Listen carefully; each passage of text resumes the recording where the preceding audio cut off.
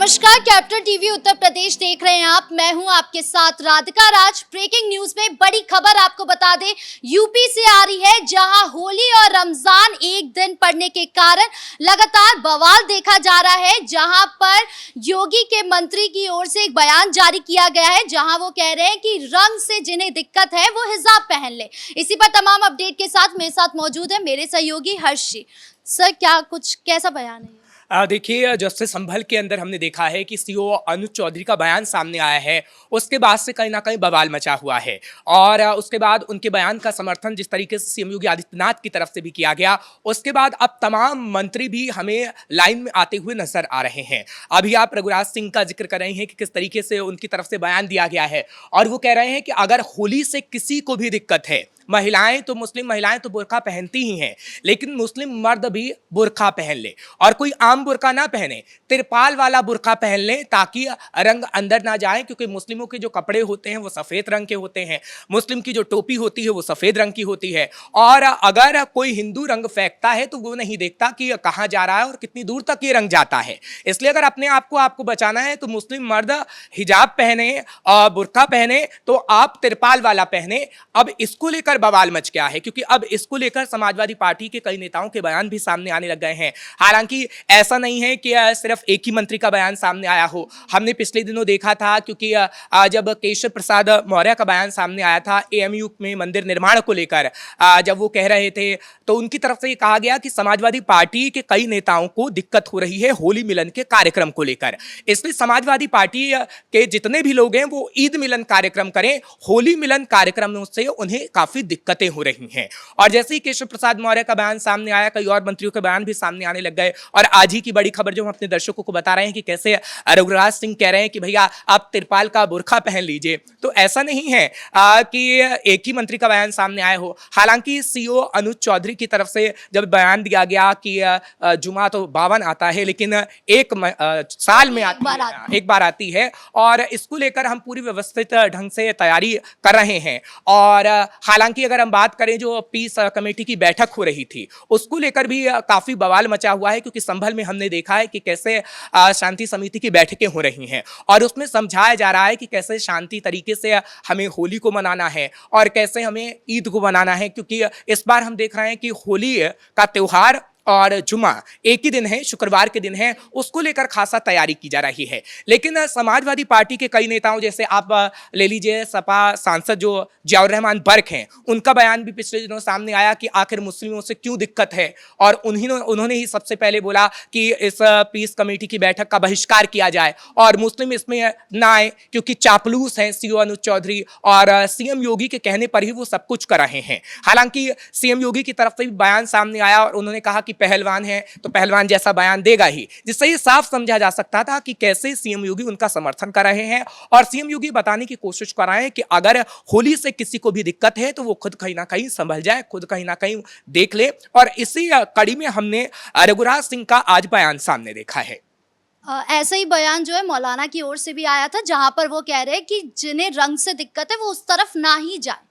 क्योंकि अगर हम बात करें संभल की, खासतौर पर राधिका, क्योंकि संभल में हमने देखा है, कल हमने देखा था रंगभरी एकादशी थी, और रंगभरी एकादशी के दिन किस तरीके से वहां पर रंग खेला गया है। हालांकि शाही जामा मस्जिद के पास भी रंग खेला गया, और जिस तरीके से पुलिस ने व्यवस्थाएं की थी, हालांकि वहां पर जो कुछ कट्टरपंथी हैं उन्हें काफी दिक्कत हो रही है, और वो कह रहे हैं कि जहां पर रंग हो आप उस गली से मत निकलिए, आप उस कूचों से मत जाइए, क्योंकि रंग कहीं ना कहीं मुस्लिमों के लिए बैन होता है। ये बात तकरीबन कई मौलानाओं की तरफ से कही जा रही है। लेकिन संभल का जहां तक हम जिक्र करते हैं, तो संभल एक तरीके से, क्योंकि पहले लोगों को नहीं पता था, जैसे हाथरस में कई और जगह पर रंग बनते हैं, वैसे संभल में भी काफी रंगों को बनाया जाता है, जो कहीं ना कहीं पूरे देश भर में भेजे जाते हैं। और संभल में ऐसा नहीं है कि संभल में काफी पहले से होली इतने मुख्य तौर पर नहीं खेली जाती थी, लेकिन 1978 के बाद हमने देखा है किस तरीके से धीरे धीरे वो कम होता गया, क्योंकि गवाह अफवाह बता रहे हैं। 1978 के जो दंगा पीड़ित हैं, जिनको अब न्याय मिल रहा है,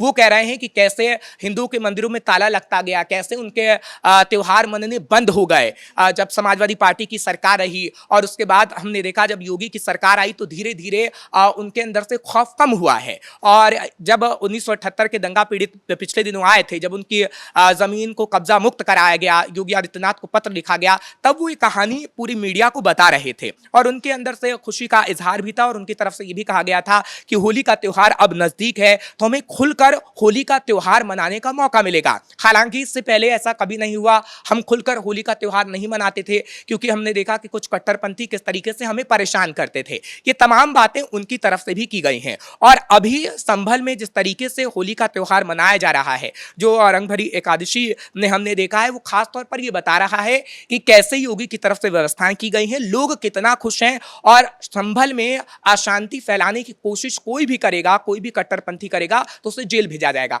और यही बात रघुराज सिंह की तरफ से भी कहा गया है कि आपके पास 3 ऑप्शन है। अगर आपने दंगा फैलाने की कोशिश की तो या तो आप जेल जाइए, या तो योगी आदित्यनाथ ऐसा कदम उठाएंगे कि आप जिंदगी भर याद रखेंगे, या तो आप यमराज के पास जाएंगे। ये 3 ऑप्शन कहीं ना कहीं उनकी तरफ से दिए गए हैं। हालांकि उनकी तरफ से यहीं तक बयान को सीमित नहीं रखा गया, उन्होंने एएमयू का भी जिक्र किया कि एएमयू में राम मंदिर का निर्माण होकर रहेगा और राम मंदिर निर्माण के लिए मैं अपनी पूरी संपत्ति लगा दूंगा, पहली ईंट भी मैं ही रखूंगा, अपनी पूरी संपत्ति लगा दूंगा। और वो कह रहे हैं कि हिंदुत्व के लिए जो करना पड़ेगा हम करेंगे, चाहे किसी भी कट्टरपंथी को कोई भी दिक्कत हो, क्योंकि योगी आदित्यनाथ की सरकार अब आ चुकी है। योगी आदित्यनाथ की सरकार में कोई भी डर के नहीं जी सकता है और हिंदू जिस तरीके से पहले डर के साए में रहते थे, अब वो डर के साए में नहीं रहेंगे। एएमयू में भी विवाद देखा गया यही होली को लेकर कि जहां पर हिंदू छात्रों को होली खेलने की परमिशन नहीं मिल रही थी। देखिए, होली मिलन कार्यक्रम को लेकर ये पूरा विवाद है जो अभी तक चल रहा है, जो आज अभी परमिशन मिल गई है उनको, अब खेल अब मिल गई, लेकिन ये पूरा विवाद तकरीबन पिछले 1 हफ्ते से हम देख रहे हैं कि चल रहा है। और होली मिलन कार्यक्रम को लेकर समाजवादी पार्टी की तरफ से भी बयान सामने आया था, जब अखिलेश यादव ने खुद ट्वीट किया और अखिलेश यादव की तरफ से कहा गया कि सब बीजेपी का करार धराया है, सब सौहार्द से रहते हैं, आपस में मिल के रहते हैं, लेकिन कहीं ना कहीं भेदभाव करने की कोशिश बीजेपी की तरफ से की जा रही है। ये अखिलेश यादव की तरफ से ट्वीट आया। और जैसा कि मैंने आपको कहा, केशव प्रसाद मौर्य की तरफ से भी बयान सामने आया कि अखिलेश यादव सिर्फ ईद मिलन कार्यक्रम करें, अखिलेश यादव को होली मिलन कार्यक्रम से दिक्कत है। हालांकि अगर हम बात करें एएमयू में राम मंदिर निर्माण को लेकर भी कई नेताओं के बयान सामने आ रहे हैं बीजेपी के, और वो कह रहे हैं कि आखिर एएमयू में अगर राम मंदिर बन जाता है तो उससे दिक्कत क्या है। एएमयू में अगर ऐसा हो जाता है तो किसे दिक्कत है? खाली दिक्कत समाजवादी पार्टी को हो रही है, क्योंकि समाजवादी पार्टी सिर्फ वोटों के चक्कर में मुसलमानों का मसीहा बनने की कोशिश कर रही है। हालांकि उससे उनको कोई फायदा नहीं होने वाला है, क्योंकि अभी हाल ही में उपचुनाव हुए हैं तो कुंदरकी में हमने देखा है, मिल्कीपुर में हमने देखा है कि किस तरीके से मुस्लिम वोट बैंक अखिलेश यादव से धीरे धीरे छिटकता जा रहा है। लेकिन अभी भी अखिलेश यादव कोशिश कर रहे हैं और अखिलेश यादव ये चाह रहे हैं कि वो मुस्लिमों के मसीहा बने, ताकि उनका वोट बैंक जो छिटका हुआ है वो उनके पास आ जाए। क्योंकि इतिहास के पन्ने को पलट कर देखेंगे तो MY फैक्टर हमने मुलायम सिंह यादव के समय में देखा है, लेकिन वो धीरे धीरे उनसे दूर होता गया। तो उनको समझ में आया कि नहीं, सिर्फ MY फैक्टर से नहीं चलेगा, अब मुझे पीडीए के फॉर्मूले पर कहीं ना कहीं काम करना पड़ेगा। तो पीडीए का फॉर्मूला उन्होंने अपनाया भी लोकसभा चुनाव में, हालांकि थोड़ा फायदा भी उनको हुआ है। लेकिन जब उपचुनाव उत्तर प्रदेश के अंदर हमने देखा है तो उपचुनाव में पीडीए का फॉर्मूला उनका धरा का धरा रह गया है। होली की बात की जाए तो होली पे संभल के सीओ का निर्देश जो जारी किया गया था उस पर सीएम योगी ने भी जो है अपना समर्थन दिखाया, लेकिन कुछ मुस्लिम समुदाय के लोग जो हैं वो कह रहे हैं कि ये जो है ये मुस्लिम को टारगेट करने के लिए कहा जा रहा है। हाँ बिल्कुल, क्योंकि बयान भी सामने आए हैं, मुस्लिम समुदाय के लोगों के भी बयान सामने आए हैं। सपा सांसद का सबसे पहले बयान सामने आया जियाउर रहमान बर्क का, और उनकी तरफ से ये कहा गया कि बीजेपी खास तौर पर नफरत फैलाने की कोशिश करती है। और संभल सीओ की जहां तक हम बात करते हैं, सीओ अनुज चौधरी का जब हम जिक्र करते हैं तो ऐसा नहीं है कि सीओ अनुज चौधरी ये बयान ऐसा पहली बार दे रहे हैं, क्योंकि सीओ अनुज चौधरी का काम काबिले तारीफ माना जाता है। और पिछले दिनों भी हमने देखा था कि कितने दमंग तरीके से वो काम करते हैं और उनके काम की हमेशा तारीफ की जाती है। आप चाहे संभल के अंदर ले लीजिए और उससे पहले उनके काम को देख लीजिए। जब आप देखेंगी तो आपको पता लगेगा उनके काम की तारीफ प्रशासन की तरफ से हर वक्त की गई है। और इस वक्त भी वो सिर्फ संभल के अंदर व्यवस्थाओं को ठीक ढंग से करना चाहते हैं ताकि अशांति ना फैले, ताकि उपद्रव ना फैले, क्योंकि संभल को अशांत करने की कोशिश 24 नवंबर के दिन की गई, जब हमने देखा कि सर्वे हुआ। और वो अशांति ना तो सीएम योगी आदित्यनाथ चाहते हैं कि वो अशांति रहे और ना ही सीओ चाहते हैं कि वो अशांति रहे, क्योंकि अगर संभल में दोबारा अशांति फैलेगी तो कहीं ना कहीं प्रशासन पर सवाल उठेंगे, सीएम योगी पर सवाल उठेंगे। हालांकि कुछ उत्पाती हैं, कुछ कट्टरपंथी हैं जो कहीं ना कहीं उत्पात मचाने की कोशिश कर रहे हैं, जो संभल को अशांत करने की कोशिश कर रहे हैं, लेकिन ऐसे ना तो सीएम योगी आदित्यनाथ होने देंगे और ना ही सीओ अनुज चौधरी होने देंगे। हालांकि वार इस वक्त उन पर खूब किया जा रहा है, समाजवादी पार्टी के लोग हों या फिर कुछ मौलाना हो, कट्टरपंथी हो। और हमने देखा है कि जब संभल के अंदर कई व्यवस्थाएं ऐसी की गई हैं कि आप अजान मत करिए लाउडस्पीकर से। कई ऐसे मस्जिद हैं, चंदौसी के अंदर आप ले लीजिए, कई ऐसी मस्जिद है जहां पर लाउडस्पीकर से जानबूझकर अजान दी गई है, तब भी संभल सीओ चौधरी ने कड़ा एक्शन लिया है। वहां पर हमने देखा है कि किस तरीके से लाउडस्पीकरों को उतारा गया है। तो क्या ये जानबूझकर किया जा रहा है? क्या कुछ कट्टरपंथी अशांति फैलाने की कोशिश संभल के अंदर कर रहे हैं? नमाज के वक्त को लेकर भी विवाद चल रहा है। हाँ, नमाज के वक्त को लेकर इसलिए विवाद चल रहा है क्योंकि दोपहर 2 बजे के बाद कहा गया है, और ऐसा नहीं है कि वो जानबूझकर कहा गया है, वो इसलिए कहा गया है ताकि दोनों के त्योहार सही तरीके से मन जाए।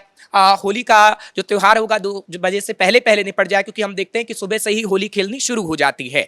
अब अमूमन तौर पर सुबह से होली खेलना शुरू कर देते हैं तो वो दोपहर में धीरे धीरे कम होने लगता है।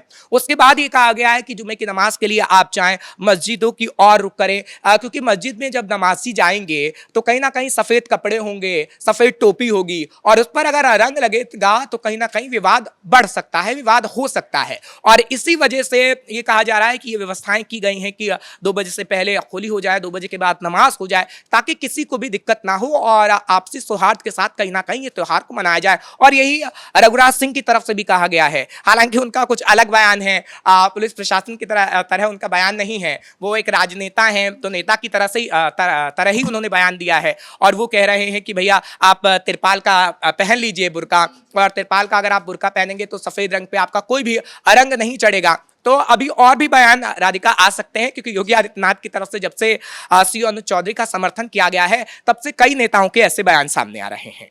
इसी पर तमाम अपडेट देने के लिए आपका बहुत बहुत शुक्रिया। अब ऐसे में देखना होगा कि जिस तरीके से होली और नमाज एक ही दिन पड़ रही है, उस पर विवाद चल रहा है, तो होली पर क्या माहौल रहने वाला है, ये देखने वाली बात होगी। ब्रेकिंग न्यूज में इतना ही।